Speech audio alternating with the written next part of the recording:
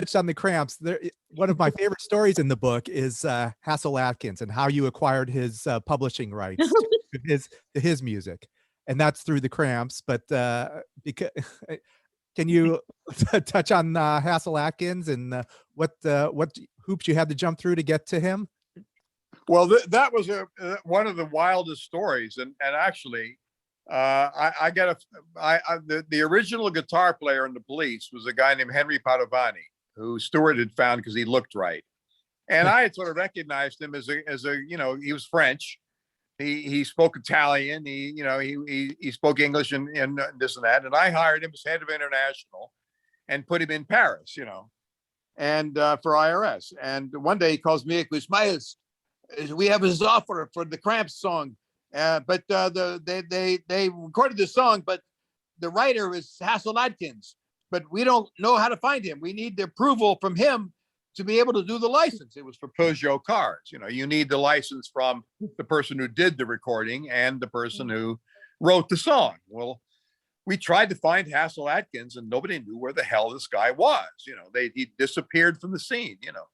So I wrote to ASCAP and to BMI and to, all the societies. And, we ended up with, well, somebody said, well, I think he might be in Wisconsin, but the zip code we have is in Virginia. And then somebody else said, well, we have so there was this combination. So I ended up with about 4 different combinations. So I said to my secretary, take every combination, send this letter, send a telegram to Hasil Adkins saying, we have money for you. Please call this number.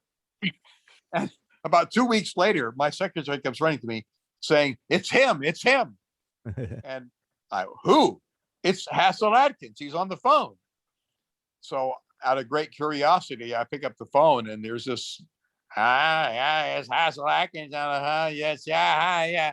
You have money for me? And I said, well, yes, I do. I'm very interested in your music. And he said, well, yeah. I said, do you have a publisher? No, I don't like publishers. Anyway, I figured this guy was, a real story. So I decided, well, I would actually go and meet him in person. Turns out he lived in West Virginia, in Boone County, which, by the way, still has a Communist Party, which gets elected. It's the only place in the United States where the Communist Party actually still exists. Anyway, it's in coal country. I mean, it's in the middle of nowhere. And so I go to I go to West Virginia. I find Hasil Adkins living in a shack. He doesn't read or write. He can only put an X on the contract. And so I had to find a lawyer, because otherwise the contract wouldn't be valid. So he said, well, I don't like lawyers. The only lawyer I could find was one who put him in jail. So cut a long story short, I ended up making the deal with Hasil Adkins. And then once we had the song, we made the license and made the guy a lot of money, because Peugeot took the commercial and it was launched one of their cars. And then they also spread it out to Germany and various other places. And then I sent my young publishing guy to bring Hasil to Los Angeles to, we figured, well, we as publisher, we should have all his songs, Well, of course, the only way to get him to Los Angeles was through vodka. So I sent my young A&R guy with saying, just get Hasil to Los Angeles. And he would call every now and then. He would say, look, I'm in Washington, and Hasil won't get on the plane unless I get a bottle of vodka for him. I said, just get the vodka. Just get him on the plane. So anyway, but I told this A&R guy, who was a young guy, I said, look, this was going to be a wild story. Take notes of everything. And I included it in the book because it was so funny, because it really was, here's this poor guy living in the middle of nowhere, who all of a sudden, out of the blue, Peugeot decides they're going to use this obscure song. And, he ended up making, a nice chunk of money. Unfortunately, he was an alcoholic by this point, and he actually died of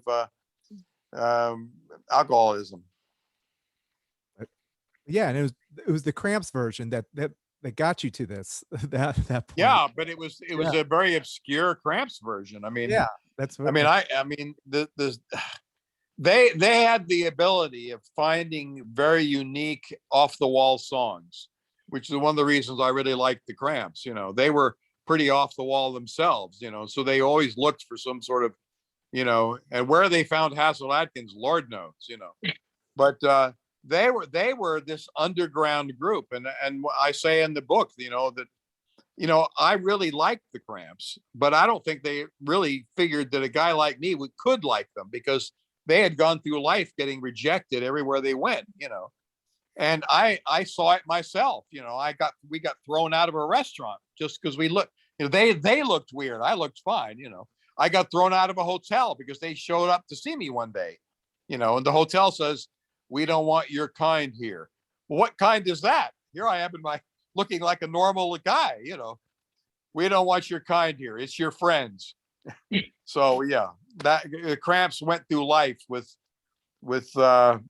I guess nobody really accepting them, but I did. But I say in the book, I don't know that they really they ever would have believed that I really liked them.